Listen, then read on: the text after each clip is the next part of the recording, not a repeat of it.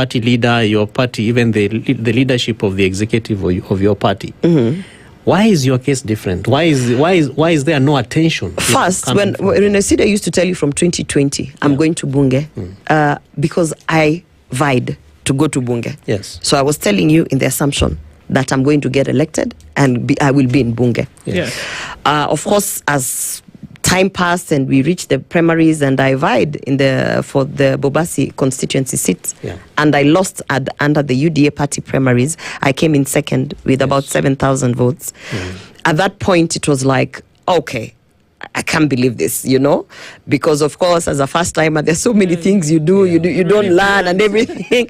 When my party leader sat me down and said, you've lost, because if you won, you would have come with a certificate. So you've lost, you don't have a certificate.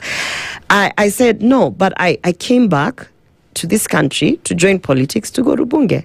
So I must go to Bunge. And yes, he was like, okay, you have been active in politics, you vied, you are the forefront on the Women Charter, blah, blah, blah. I think you can actually represent the women of Kenya in the Senate. There's nothing special about me. The only difference is that when we got there, you have two paths to choose. You can choose the highway, smooth, money, trips. You see them posting photos, New York, UK, London. Behind the scenes, you don't know what these women are going through. That's the easy way. Wow. The hard way is to ask, why am I being asked to do ABCD? That's not what I came here to do. Yeah. Why must I go to so-and-so's office to go on my knees and beg for ABCD? That's not what when now you choose that path, you have to realize that path is thorny, it's ikona bandits, ikona nini.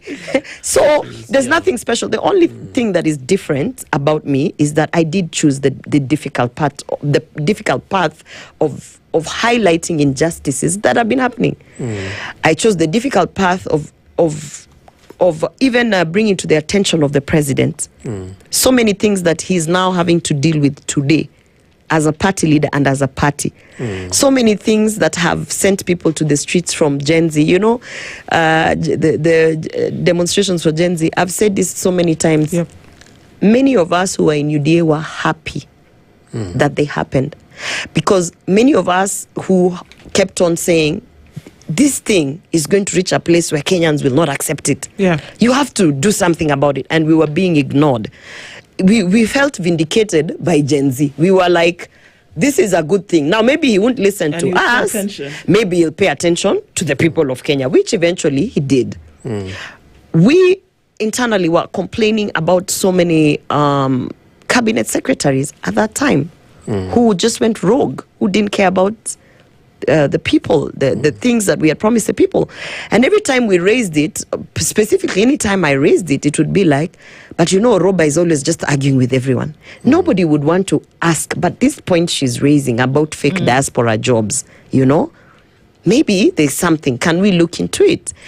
Eventually, the president is now battling with the bad reputation that the diaspora jobs thing has brought him. Yeah. He's having to deal with thousands and thousands of Kenyans whose family members have died in Russia.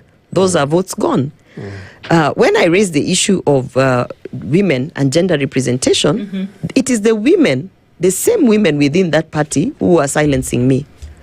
Eventually, we saw Cecily Mbarire stand up to the president in a very crass engagement to say to him, excuse me, what about the 2/3 gender rule? So every single day something happens in this government, I feel very vindicated. It's just that it didn't have to take that many incidences to get there. And so then you want to ask the question about then